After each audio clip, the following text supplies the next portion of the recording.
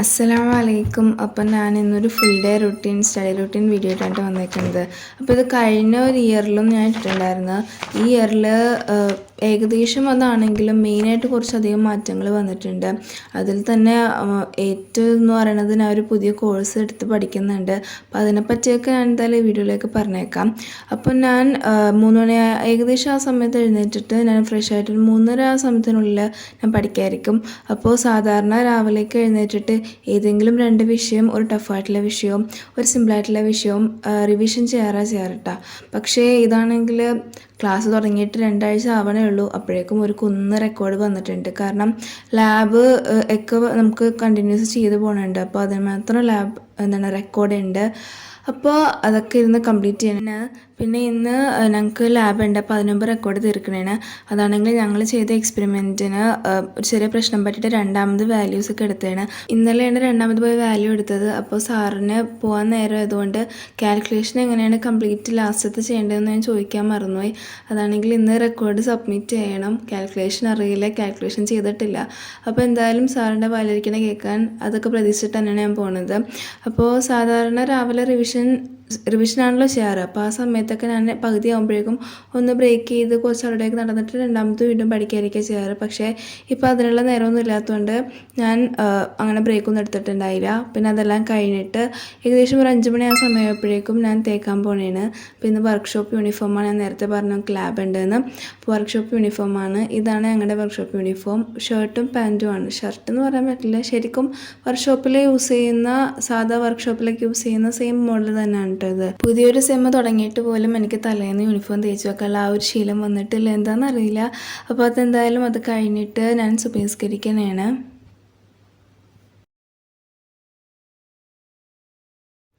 അങ്ങനെ എല്ലാം കഴിഞ്ഞ് ഞാൻ 6:30 ആയപ്പോഴേക്കും ഞാൻ റെഡിയായി താഴത്തോട്ടേക്ക് പോകാനാണ്. എന്നിട്ട് ഇവിടുന്ന് ഭക്ഷണം കഴിച്ചിട്ട് ഞാനിപ്പോൾ തന്നെ കോളേജിലോട്ടേക്ക് പോകാനിറങ്ങും. അങ്ങനെ 2:45 ആയപ്പോഴേക്കും ഞാൻ കോളേജിൽ നിന്ന് വന്ന് വീട്ടിലെത്തിയിട്ടുണ്ട്. അപ്പോൾ ബാഗെല്ലാം എടുത്ത് വെച്ച് കഴിഞ്ഞ് ഭക്ഷണവും നിസ്കാരവും എല്ലാം കഴിഞ്ഞിട്ട് ഞാനിങ്ങനെ ഇരിക്കുമ്പോൾ എൻ്റെ വല്ലപ്പ മാംഗോ ബാർ കൊണ്ടുവന്ന് തന്നിട്ടുണ്ടായിരുന്നു. കുറേ നാളായി മാംഗോ ബാറൊക്കെ കഴിച്ചിട്ട്. കാരണം ഇവിടെ പനി ഒക്കെ ആയതുകൊണ്ട് വാങ്ങിക്കാറുണ്ടായിരുന്നില്ല. അങ്ങനെ മാംഗോ ബാറെല്ലാം കഴിച്ച് കഴിഞ്ഞിട്ട് ഞാൻ പഠിക്കാതിരിക്കാൻ തുടങ്ങുന്നതാണ്. അപ്പോൾ ശരിക്കും പറഞ്ഞാൽ ഞങ്ങൾക്ക് നാളെ CAD എക്സാം ഉണ്ട്. CAD ലാബാണ് കേട്ടോ. മറ്റേ ഇതിനു മുമ്പുള്ള വീഡിയോ കണ്ടിട്ടുള്ളവർക്ക് അറിയാൻ ഞാൻ ഈ കമ്പ്യൂട്ടറിലൊക്കെ വരക്കണിട്ടുണ്ടാകും. അതിൻ്റെ ലാബ് എക്സാമാണ്. പിന്നെ കമ്പ്യൂട്ടറിൽ വരക്കാൻ അവർ പഠിപ്പിച്ചിട്ടുണ്ടെങ്കിൽ പോലും കൈവച്ച് വരക്കാനാണ് ഉള്ളത് ശരിക്കും നാളത്തെ എക്സാമിന്. ഇതിനിങ്ങനെ തലേന്ന് പഠിക്കാൻ മാത്രം പ്രത്യേകിച്ചൊന്നുമില്ല. ആകെ ഇതിന് മെയിൻ പഠിക്കാനുള്ളത് ഓരോ കമ്പോണൻസ് ഉണ്ടാവുമല്ലോ, ബിൽഡിങ്ങിൻ്റെ കമ്പോണൻസ്, അതിൻ്റെയൊക്കെ പാർട്ടുകൾ പഠിക്കുക. ലൈക്ക് ഒരു ഡോറിൻ്റെ പാർട്ടുകൾ, ജനലിൻ്റെ പാർട്ടുകളൊക്കെ പഠിക്കലേ ഉള്ളൂ. പിന്നെ പ്ലാൻ വരക്കുമ്പോൾ ഓരോന്നിനും ഉപയോഗിക്കേണ്ട സിമ്പിളുകൾ കറക്റ്റായിട്ട് ഉപയോഗിക്കുക.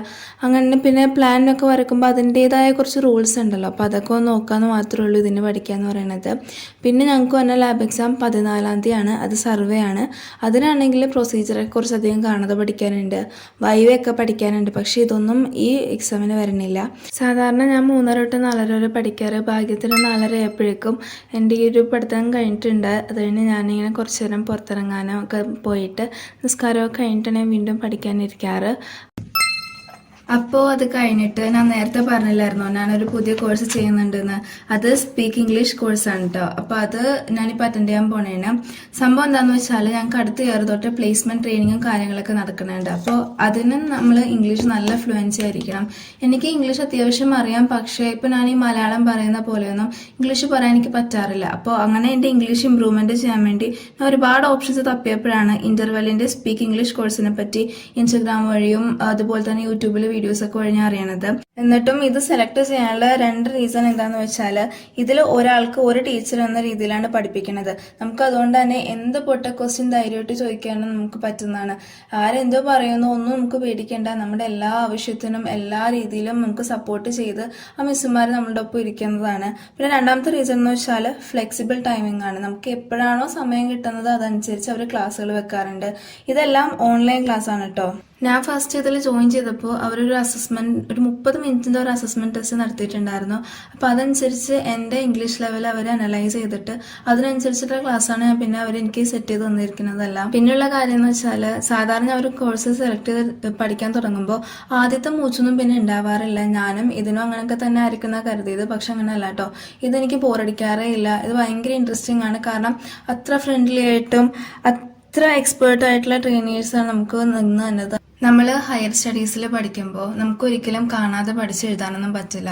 നമ്മൾ ഒരു സംഭവം എന്താണെന്ന് മനസ്സിലാക്കിയിട്ട് നമ്മളുടെ ഓൺ വേർഡ്സിലാണ് എഴുതേണ്ടത്. പ്ലസ് 1 പ്ലസ് 2 അല്ലാത്ത എല്ലാ ക്ലാസ്സുകളിലും നമ്മൾ ഇംഗ്ലീഷിൽ തന്നെ വേണം എഴുതാൻ. അങ്ങനെ നല്ല രീതിയിൽ ഇംഗ്ലീഷിൽ നമ്മൾ ഉദ്ദേശിക്കുന്ന കാര്യം ആ നോക്കുന്ന ആൾക്ക് മനസ്സിലാവുന്ന പാകത്തിന് എഴുതണമെങ്കിൽ നമ്മൾ ഇംഗ്ലീഷിൽ നല്ലപോലെ നല്ലപോലെ ഒരു എക്സ്പേർട്ടായി തന്നെ ഇരിക്കുന്നേ പറ്റുള്ളൂ. അങ്ങനെ ആ ഒരു ലെവൽ എത്താത്ത ആൾക്കാരാണ് നിങ്ങളെങ്കിൽ നിങ്ങൾ എന്തായാലും ഇത് ചെയ്തു നോക്കുക.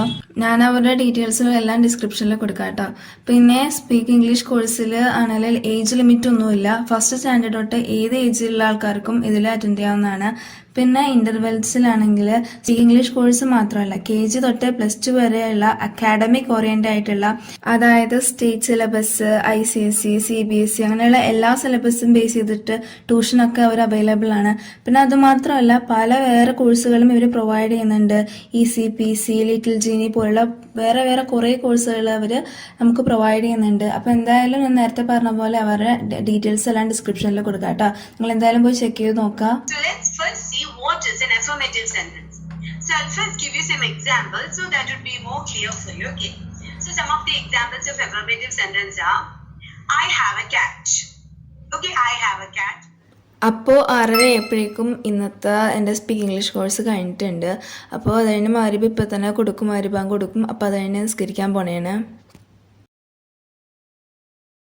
നിസ്കരിച്ച് കഴിയുമ്പോൾ എന്തായാലും ഇതുപോലെ ചിലപ്പോൾ തിന്നണ പരിപാടിയുണ്ട്. അപ്പോൾ എന്തായാലും ഇന്ന് കുമ്മട്ടി കൊണ്ടുവന്നുകൊണ്ട് കുമ്മട്ടി കഴിക്കാമെന്ന് കരുതി. ഈ മഞ്ഞക്കുമ്മട്ടി പൊതുവേ കുറവാണ് വാങ്ങിക്കാറ്, എപ്പോഴും റെഡ് തന്നെ വാങ്ങിക്കണത്. പക്ഷേ എനിക്ക് തോന്നുന്നു മഞ്ഞക്കുമ്മട്ടിക്കാൻ തോന്നുന്നു മധുരം കൂടുതൽ. എന്തായാലും അത് കിട്ടിയിട്ടുണ്ട്. വീഡിയോ എടുക്കുന്നതുകൊണ്ടാണ് ഇത്ര ഭംഗിക്കൊക്കെ കാണിക്കണത്. അല്ലെങ്കിൽ വെറുതെ തൊണ്ട തിന്നൂല, അതിൻ്റെ ഉള്ളത് ഇങ്ങനെ മുറിക്കാതെ തന്നെ കഴിക്കും. ഇങ്ങനെയാണ് മുറിക്കേണ്ടതെന്ന് കറക്റ്റ് എനിക്കറിയില്ല. എന്തായാലും ഞാൻ അതിൻ്റെ പ്ലേറ്റിൻ്റെ മുകളിൽ വെച്ചാൽ മുറിക്കണത്, അതുകൊണ്ട് ഇത്തിരി പാടുണ്ടായിരുന്നു. എന്തായാലും ഏകദേശം അവസാനമായപ്പോഴേക്കും ആ ഒരു സാധാരണ കാണിക്കുന്ന ഷേപ്പിലൊക്കെ വന്നിട്ടുണ്ട്. അപ്പോൾ അത് കഴിഞ്ഞ് വീണ്ടും പഠിക്കാതിരിക്കണേണ്. ഇന്നത്തെ അവസാനത്തെ പഠിത്തമാണ്. അങ്ങനെയെന്ന് വെച്ചാൽ അവസാനത്തെ സെഷനാണ്. ഇത് കഴിഞ്ഞ് ഇനി ഞാൻ പഠിക്കലൊന്നുമില്ല കേട്ടോ. സാധാരണ കോളേജിന് പോകുന്നതിന് മുന്നേ രാവിലെ എന്തെങ്കിലും റിവിഷനും കാര്യങ്ങളൊക്കെയാണ് ചെയ്യാറ്. എന്നിട്ട് കോളേജിൽ നിന്ന് വന്ന് കഴിഞ്ഞിട്ട് അന്ന് പഠിപ്പിച്ച കാര്യങ്ങൾ ഹോംവർക്ക് ഒക്കെയാണ് ചെയ്യണത്. അപ്പോൾ ഞാൻ പറഞ്ഞല്ലോ എനിക്ക് ക്ലാസ് തുടങ്ങിയിട്ട് അധികമായിട്ടില്ല. ഇങ്ങനെ ഇതിന് മാത്രം പഠിക്കാൻ ഇപ്പോൾ തൽക്കാലം വന്നിട്ടില്ല. അതുകൊണ്ട് തന്നെ കഴിഞ്ഞ 2-3 ദിവസങ്ങളിൽ ഇങ്ങനെ രാത്രി ഇതിലും ഇങ്ങനെ ഇന്ന് പഠിച്ച അത്ര രീതിയിലൊന്നും പഠിക്കാറുണ്ടായിരുന്നില്ല. പക്ഷേ ഇന്ന് എനിക്കൊരു പണി കിട്ടി. എന്താണെന്ന് വെച്ചാൽ ഞാൻ ഇന്നെൻ്റെ മാത്സ് നോട്ട് കൊണ്ടുപോയില്ല. മിസ്സിൻ്റെ പീരീഡ് മാത്രമല്ല വേറൊരു മിസ് വരാത്തതുകൊണ്ട് ആ പീരീഡും കയറി എടുത്തു. പരമാവധി എഴുതാൻ പറ്റുന്ന അല്ലെങ്കിൽ പരമാവധി പഠിപ്പിക്കാൻ പറ്റുന്ന മാതിരി ക്വസ്റ്റ്യൻസ് ചെയ്യിപ്പിച്ചിട്ടുണ്ടായിരുന്നു.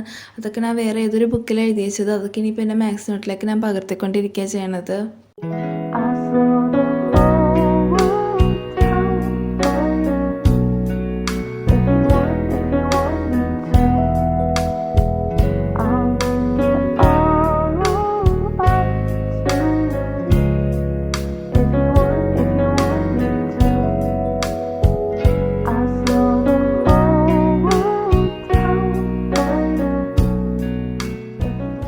അങ്ങനെ അങ്ങനെ 8:30 ആയപ്പോഴേക്കും എൻ്റെ എഴുത്തെല്ലാം കഴിഞ്ഞിട്ടുണ്ട്. അത് കഴിഞ്ഞ് ഞാൻ ഭക്ഷണം കഴിക്കാൻ പോണേണ്. നല്ല അടിപൊളി മീൻ പൊരിച്ചതൊക്കെ ആയിട്ടാണ് ഇന്ന് കഴിക്കണത്. അത് കഴിഞ്ഞ് സംസ്കാരം കൂടി കഴിഞ്ഞിട്ട് ഒരു 9 മണിക്കുള്ളിൽ ഞാൻ കിടക്കും. അപ്പോൾ ഇത്രയൊക്കെയുള്ള ഇന്നത്തെ വീഡിയോ. നിങ്ങൾക്ക് വീഡിയോ ഇഷ്ടപ്പെട്ടെങ്കിൽ ലൈക്ക് ചെയ്യുക, ഫ്രണ്ട്സിന് എല്ലാവർക്കും ഷെയർ ചെയ്യുക. പിന്നെ ഇതുപോലത്തെ വീഡിയോക്ക് എൻ്റെ ചാനൽ സബ്സ്ക്രൈബ് ചെയ്യുക. അപ്പോൾ അടുത്ത വീഡിയോയിൽ കാണുന്നവരെ ബൈ ബൈ.